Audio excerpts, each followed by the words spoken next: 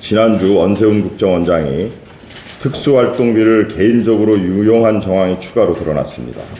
해외 공작금 200만 달러를 미국 스탠퍼드대의 한 연구센터로 보내 개인 비자금으로 사용하려 했고, 특수활동비 중 10억 원을 국정원이 소유한 건물에 펜트하우스를 마련하는 데 사용했다는 의혹도 제기됐습니다. 이곳은 원 전 원장 부인 이모 씨가 사교 모임을 갖는 등 사적으로 활용한 것으로 의심받고 있습니다. 원세훈 전 원장의 비리의 끝이 보이질 않습니다. 이것이 국가안보를 책임지는 국정원장으로서 있을 수 있는 일입니까?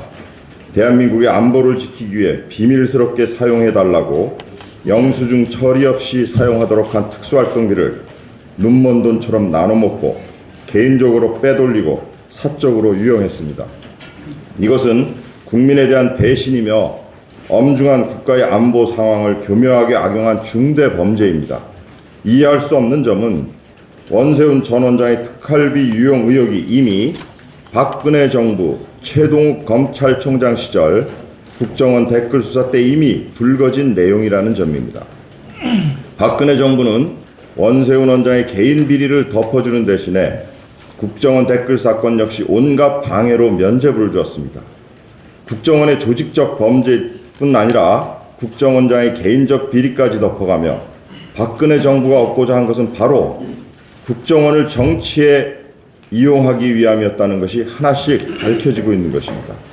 국정원에 부여된 과도한 권한을 이용해 불법을 적당히 눈감아주고 정권에 이용하는 것이 정권 유지에 훨씬 유리하다고 판단한 것입니다. 이러한 범법 행위로 MB정부에서 박근혜 정부에 이르기까지 전직 국정원장들이 줄줄이 사법 처리되고 구속되었습니다. 범죄의 온상이 되어버린 국정원을 이대로 둘 수는 없지 않습니까? 국정원을 개혁하는 일은 역사적 사명이며 국회의 의무입니다. 상황이 이런데도 야당은 국정원의 개혁을 또다시 방해하려고 하고 있습니다. 특히 국정원의 대공수사권을 폐지하는 것에 대해 안보를 포기하는 것이라고 주장하고 있습니다. 미국, 영국 등 대다수 선진국이 정보기관과 수사기관을 분리하고 있습니다. 국정원이 지나치게 정보와 수사권을 움켜쥐면서 막강한 권한을 가지고 있었기 때문에 정권에서 이를 정치에 악용해왔고 국정원은 정말 중요한 본연의 정보 업무를 제대로 해내지 못했던 것입니다. 국정원이 불필요하게 정치에 개입할 수 있는 여지를 없애고 정보 수집과 국익을 지키는 본연의 임무에 집중할 수 있게 만들어주는 것이 이번 국정원 개혁안의 핵심입니다. 이제는 정말 달라져야 합니다. 야당도 국정원을 특정 정파의 하수인이 아니라 국익을 위해 본연의 역할과 소임을 다하는 정보기관으로 만들기 위한 국정원 개혁안에 협조해야 할 것입니다.